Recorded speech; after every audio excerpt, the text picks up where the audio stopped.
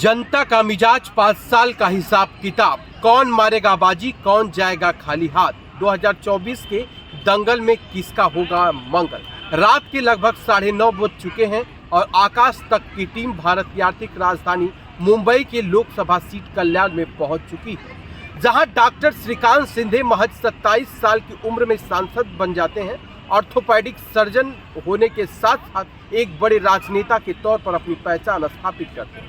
2014 का पहला लोकसभा चुनाव वो लगभग 2,50,739 वोट से जीतते हैं, तो 2019 का लोकसभा चुनाव वो 3,43,000 से ज़्यादा मत पाकर जीतते हैं। अब ऐसे में डॉक्टर श्रीकांत शिंदे खुद को कट्टर शिव सैनिक बताते हैं।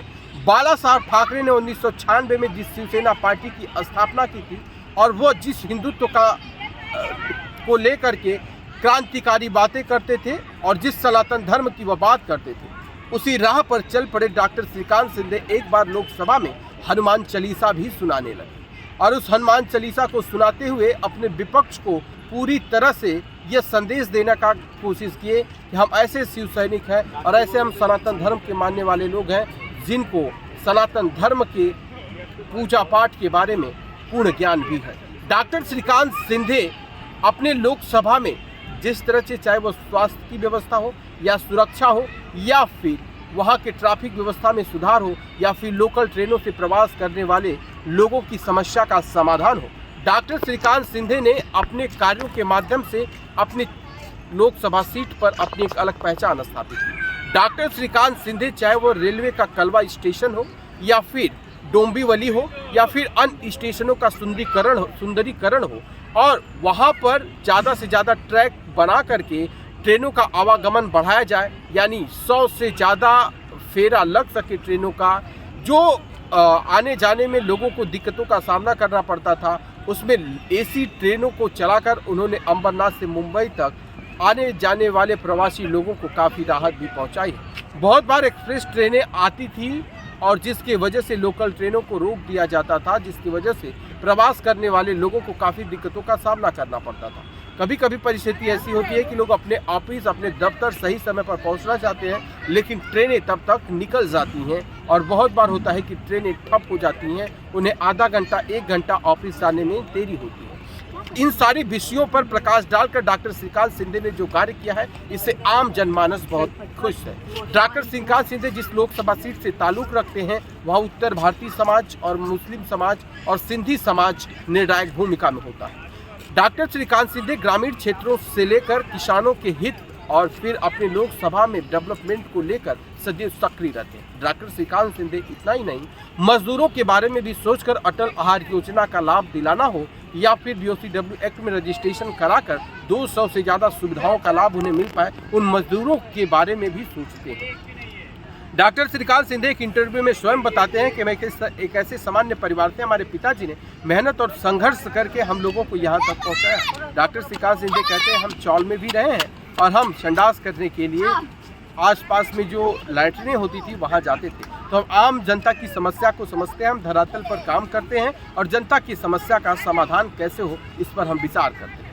वहीं पर उनके समर्थक सर्वेश उपाध्याय ने कई बार इनके कार्यों का जिक्र करते हुए ये कहा कि जब से श्रीकांत शिंदे जी सांसद बने हैं उसके बाद यहाँ के क्षेत्र का विकास और यहाँ के ट्रैफिक व्यवस्था का समाधान हो रहा है। साथ ही साथ उन्होंने बताया कि रेलवे में भी बेहतर कार्य हुए हैं और डेवलपमेंट को लेकर के जो उनकी भूमिका, उससे कल्याण शहर, डोंबिवली और अंबरनाथ के साथ साथ अन्य आसपास के इलाकों का विकास बहुत तेजी से हो रहा है।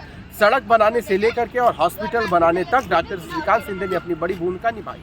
डॉक्टर श्रीकांत शिंदे कोविड के बाद उन्होंने एक ऐसा हॉस्पिटल का निर्माण किया जहाँ मात्र 1 रुपये में लोगों का इलाज हो पाए।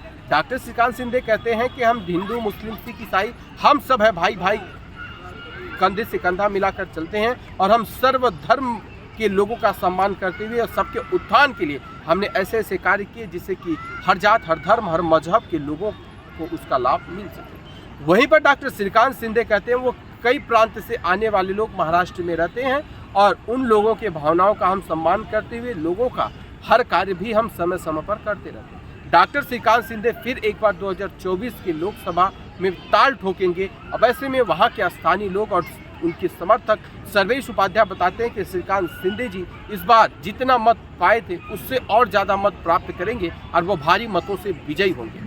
जब वहां पर आसपास के लोगों से बातचीत की गई तो लोगों ने बताया कि शिंदे परिवार हमेशा से सर्व जाति के लोगों का सम्मान करता है और जो भी व्यक्ति उनके पास चला जाता है उसका काम करते हैं। डॉक्टर श्रीकांत शिंदे अपने क्षेत्र के विकास पुरुष के तौर पर भी देखे जाते हैं और यूथ आइकॉन के तौर पर देखे जाते हैं। मराठा समाज से आने वाले डॉक्टर श्रीकांत शिंदे महाराष्ट्र के सबसे कम उम्र के सांसद हैं और जो कि अपने कार्यों के माध्यम से अब अपनी एक अलग पहचान स्थापित कर लिए हैं। अब माना जा रहा है कि भारतीय राजनीति में डॉक्टर श्रीकांत शिंदे का नाम, उनका पद और कद समय समय पर बढ़ता रहा है। वर्तमान में उनके पिता एकनाथ शिंदे महाराष्ट्र के वर्तमान मुख्यमंत्री भी हैं और उन्होंने अपने कार्यों की जो शैली है वो जनता के बीच में रखी और काफ़ी हद तक उनके कार्यों को लोगों ने पसंद भी किया है। डॉक्टर श्रीकांत शिंदे कहते हैं कि हमारे पिता मेहनत और संघर्ष के साथ साथ उनकी जितनी भी टीम है और जितने भी शिव सैनिक है वो जुड़ करके बाला साहब ठाकरे के विचारों को आगे बढ़ाने का काम कर रहे हैं। वो स्वयं को अपने आप को कट्टर शिव सैनिक और कट्टर सनातनी बताते हैं और डॉक्टर श्रीकांत शिंदे कहते हैं कि हम अपने काम से अपनी पहचान बनाते हैं। उन्होंने कहा कि तमाम ऐसे मुद्दे हैं जो हमने संसद में भी उठाए हैं, प्रधानमंत्री जी से भी उन पर हमने बातचीत किया और तमाम योजनाओं का लाभ हम अपने लोकसभा सीट के लोगों को दिलाएंगे। जहां प्रधानमंत्री नरेंद्र मोदी जी का टारगेट है 400 सीटों पर विजय पाना, उसमें से एक सीट कल्याण की भी है।